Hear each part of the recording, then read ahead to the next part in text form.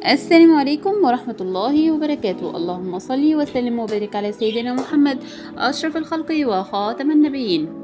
ماذا قال رئيس الكاف موتسيبي عن كوتيفوار؟ تحدث رئيس الاتحاد الأفريقي لكرة القدم موتسيبي عن بطولة إفريقيا 2023 والتي ستقام في كوتيفوار أنها ستكون أفضل بطولة تنظيمية على الإطلاق.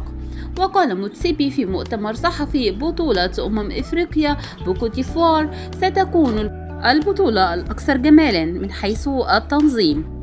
وتابع موتسيبي بالنظر إلى التطورات من حيث البنية التحتية لكوتيفوار، ولمن يقول أن هناك بديلا لكاف ليس لديها إلا خطة واحدة، أن كوتيفوار ستظهر بنية تحتية من الطراز الرفيع في كأس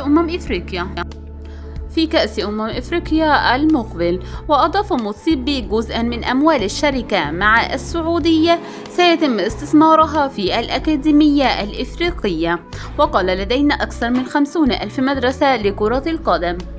وبالنهاية، إذا أعجبكم الفيديو لا تنسوا الاشتراك بالقناة وتفعيل زر الجرس ليصلكم كل جديد.